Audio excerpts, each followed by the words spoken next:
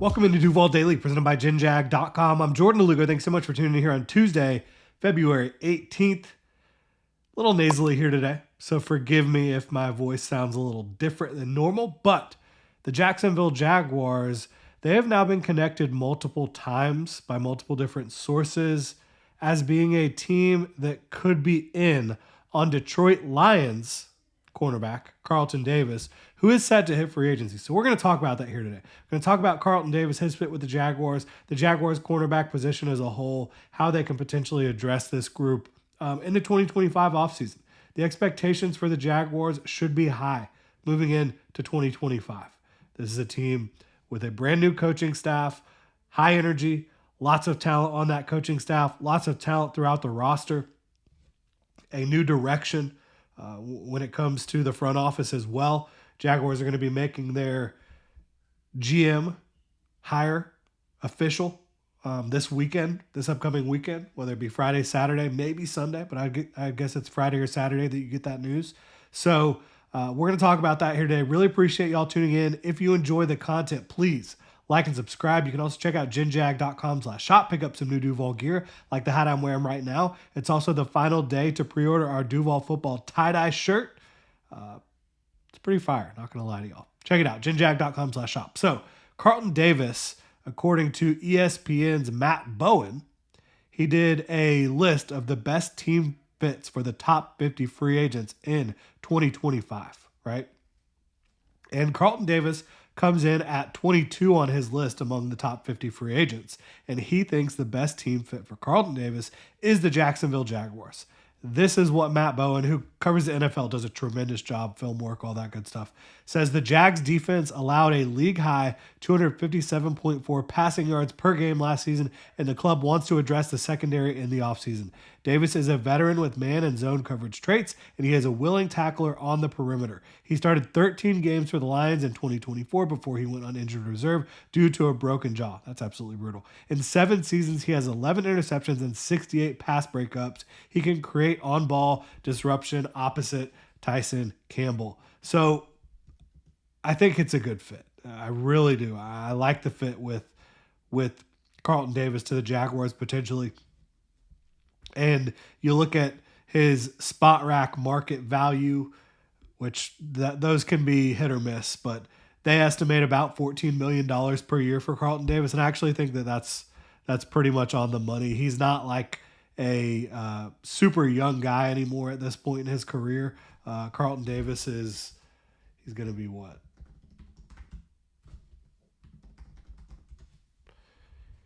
He's 28. He's going to turn 29 this year. So again, should be still in the prime of his career from an age standpoint. I think when you look at the tape and look at what he's doing on tape, he's still playing at an extremely high level. It doesn't look like there's been a cliff that he's hit or anything like that.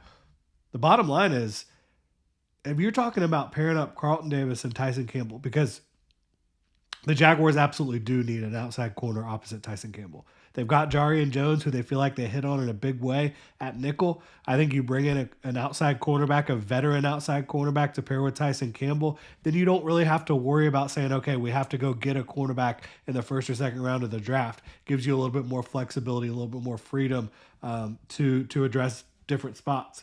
And I think that this is a good free agent cornerback class. But when you talk about Carlton Davis specifically, he's 6'1", 206 pounds, almost 33-inch arms. And I know you're like, oh, Trent Baalke's gone. Why do we have to talk about arm length?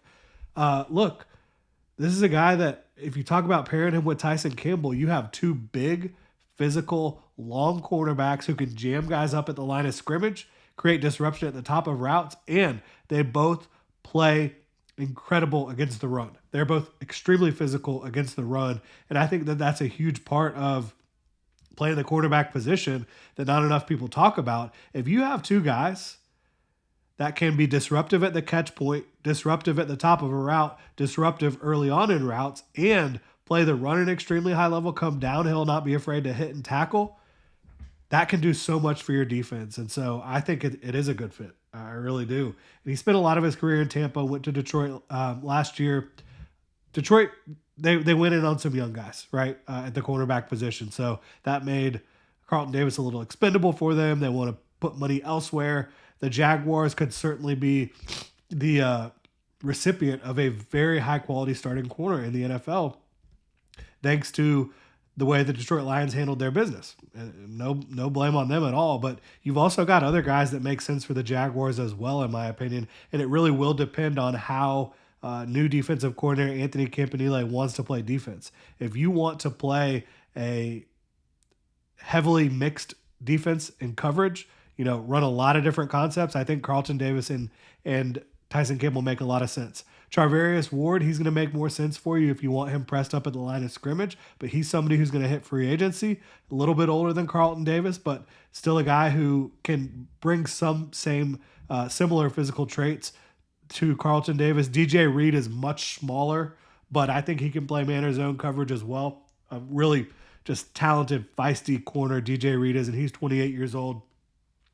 You've got Byron Murphy, who could be a potential franchise tag candidate for the Minnesota Vikings. You've got Stephon Gilmore up there in age for sure. Rasul Douglas is a quality starter in the NFL. So there's going to be some options. I do think Carlton Davis could be their top option, might be the top cornerback option for a lot of teams, on a lot of teams' boards, right? So we're going to see how much competition there is there for Carlton Davis.